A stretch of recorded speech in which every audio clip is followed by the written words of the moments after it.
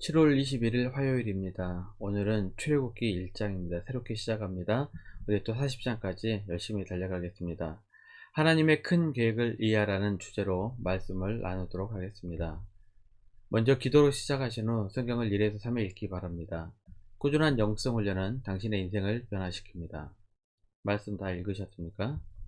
첫 번째, 출애굽기 구조를 잠깐 말씀드리겠습니다. 출애굽기 전체를 간단하게 이해하고 가도록 하겠습니다. 출애굽기는 두 개의 큰 줄기로 구성되어 있습니다. 1에서 18장까지는 애굽에서의 구원의 이야기입니다. 아브라함, 이삭, 야곱과 맺은 언약을 이루시기 위해서 하나님은 노예의 상태에서 백성을 끌어내셨고 시내산까지 가는 동안 그들을 지키셨던 이야기입니다. 19장에서 40장은 시내산에서 하나님의 계시의 이야기입니다. 시내산에서 모세는 하나님께 성막과 십계명과 율법을 받았던 이야기죠. 새로운 언약과 율법 앞에서 백성들은 혼돈이 있었지만 모세는 하나님과 백성들 사이를 중재하여 백성들에게 지도력을 발휘합니다. 후반부는 율법에 관한 내용이라 다소 딱딱하지만 말씀의 깊은 의미를 풀어나가도록 하겠습니다. 두 번째, 하나님의 크신 계획을 이해하라. 출애굽기 1장 1절입니다. 야곱과 함께 각각 자기 가족을 데리고 애굽에 이른 이스라엘 아들들의 이름은 이러하니. 출애굽기는 창세기와 이야기가 연결되어 시작합니다. 저자 모세는 창세기부터 시작되어 출애굽기로 연결되는 이야기 흐름 속에서 하나님의 놀라운 계획을 이해하고 있었습니다. 애굽으로 내려온 가족은 야곱의 가족이었으나 그 계획의 시작은 아브라함 때부터였습니다. 창세기 15장 13절 14절입니다. 여호와께서 아브라함에게 이르시되 너는 반드시 알라. 내 자손이 이방에서 객이 되어 그들을 섬기겠고 그들은 400년 동안 내 자손을 괴롭히니 그들이 섬기는 나라를 내가 징벌할지며 그 후에 내 자손이 큰 재물을 이끌고 나오리라.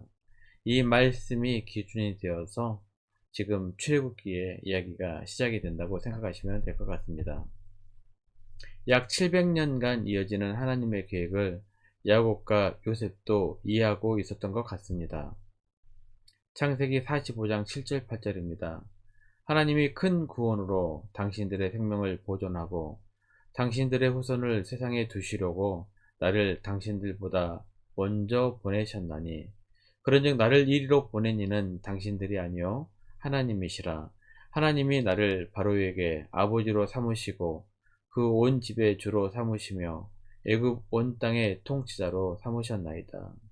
요셉이 형들에게 한 말인데요. 요셉도 하나님의 큰 계획을 분명하게 이해하고 있었다라는 말씀입니다.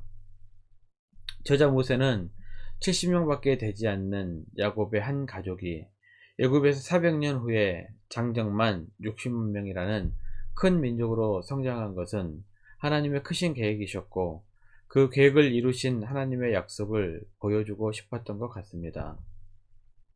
모세는 특별히 이 약속을 성취하기 위해서 요셉을 들어 사용하셨음을 강조하고 있습니다. 시대마다 하나님께서 들어 사용하시는 사람들이 있습니다. 각 시대마다 하나님의 계획을 성취하기 위해 사람을 사용하시기 때문입니다. 삼상 16장 7절입니다. 여호와께서 사무엘에게 이르시되 그의 용모와 키를 보지 말라. 내가 이미 그를 보렸노라. 내가 보는 것은 사람과 같지 아니하니 사람은 외모를 보거니와 나 여호와는 중심을 보느니라 하시더라. 하나님께서 결국은 다윗을 들어 그 시대를 사용하셨습니다. 지금을 살아가는 우리 성도님들도 하나님의 크신 계획 속에서 요셉처럼 다윗처럼 하나님께 크게 쓰임받는 인물들이 되시기를 기도합니다. 세 번째, 요셉을 알지 못하는 새 왕. 8절입니다. 요셉을 알지 못하는 새 왕이 일어나 애굽을 다스리더니. 요셉은 이집트를 7년 흉년에서 구해낸 역사적인 인물이었습니다. 그런데 시간이 지났다고 애굽의 왕이 요셉을 몰랐을까요? 8절 말씀은 오랜 시간이 지나 새로운 왕이 세워지면서 과거 다른 나라 민족의 역사적 성취, 즉 요셉의 그 모든 이야기를 다 지워버리고 타민족을 억압하기 시작했다고 이해해야 할 것입니다. 모세가 태어나서 80년이 지난 후 출애굽이 시작되었습니다. 대략 100년 가까운 시간 동안 이스라엘 백성들은 애굽에서 그 새 왕으로부터 탄압을 받고 종 같은 노예의 삶을 살았던 것입니다. 모세가 출애굽할 당시 바로왕이 누군지는 정확히 알 수는 없으나 람세스 2세 아니면 한 세기 전인 아멘호텝 2세일 수 있습니다. 이들 중 누가 왕이었는지는 출애굽기를 이해하는데 그렇게 중요하진 않습니다. 하지만 성경의 연대기와 조금 더 일치하는 아멘호텝 2세가 출애굽 당시 왕이었다고 전제하고 출애굽기를 보도록 하겠습니다. 마지막 네 번째, 하나님을 두려워한 산파들. 요셉을 알지 못하는 새로운 왕은 자꾸만 늘어나는 이스라엘 자손에 대해 두려움을 느꼈습니다. 그래서 점점 더 이스라엘 백성들을 노예로 부렸습니다. 막중한 노동을 부과했고 학대했으며 여러가지 혜택들을 빼앗아 버렸습니다. 폭발적으로 늘어나는 이스라엘 자손의 인구를 줄이기 위해 산파들에게 태어나는 사내 아이들은 모두 죽이라고 명령했습니다. 하지만 산파들은 왕의 명령보다 하나님을 더 두려워했기 때문에 여러가지 이유를 들어 남자 아기를 살려주었습니다. 그래서 바로는 히브리 모든 민족들에게 명령합니다. 아들이 태어나면 나일 강에 던지라. 이렇게 명령했지만 모든 사람의 생명은 하나님께 달린 것입니다. 출애굽기 20장 13절입니다. 살인하지 말라. 하나님께서는 후일 십계명을 주시면서 살인하지 말라고 명령하셨습니다. 생명은 고귀한 것이고 하나님께 속한 것이기 때문입니다. 히브리 산파들은 하나님을 왕보다 더 두려워했기 때문에 왕의 명령을 거역하고 아이들을 살렸던 것입니다. 그러나 하나님의 법을 거역한 왕의 죄는 훗날 10가지 재앙 중 장자의 죽음으로 그 대가를 치르게 됩니다. 세상보다 하나님을 더 두려워해야 합니다. 하나님은 세상을 창조하신 분이기 때문입니다. 하나님께서는 세상을 미워하시는 분이 아닙니다. 세상을 사랑하셔서 독생자를 보내주셨습니다. 요한복음 3장 16절입니다. 하나님이 세상을 이처럼 사랑하사 독생자를 주셨으니 이는 그를 믿는 자마다 멸망하지 않고 영생을 얻게 하려 하심이라. 하나님께서는 단지 세상의 죄를 미워하십니다. 세상 속에 살아가면서 하나님께서 싫어하시고 미워하시는 죄에서 멀리 하시길 바랍니다. 세상의 눈치를 볼 것 없이 하나님의 눈치를 보시길 바랍니다. 하나님을 두려워하시길 바랍니다.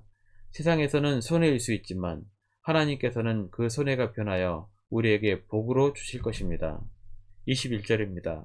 그 산파들은 하나님을 경외하였으므로 하나님이 그들의 집안을 흥왕하게 하신지라. 말씀 요약합니다. 첫 번째, 하나님의 크신 계획이 무엇인지 이해하시길 바랍니다. 그러면 지금 현재 내 상황이 이해가 되고 감사할 수 있게 됩니다. 두 번째, 세상을 두려워하지 말고 하나님을 두려워하십시오. 그러면 하나님께서 반드시 갚아주실 것입니다. 1년 성경 일독 주간 계획입니다. 오늘은 화요일 전도서 3장에서 5장까지 말씀을 천천히 묵상하시기를 바랍니다. 7월 중보 기도 제목입니다. 계속해서 5가지 기도 제목 천천히 충분히 기도하시길 바랍니다. 가정에서 기도하시기 힘드신 분들은 교회에 나오셔서 주중 기도의 시간을 이용하시면 됩니다. 새벽 6시부터 시작합니다. 밤 10시까지 여러분 편하신 시간에 나오셔서 충분히 기도하시기를 바랍니다. 하루 30분씩 최선을 다하시길 바랍니다. 그러면 여러분의 삶이 변화될 것입니다. 영상을 다 보신 분들은 확인 문자를 보내시거나 유튜브에 댓글로 달아주시면 정기적인 영성 훈련에 도움이 될 것입니다.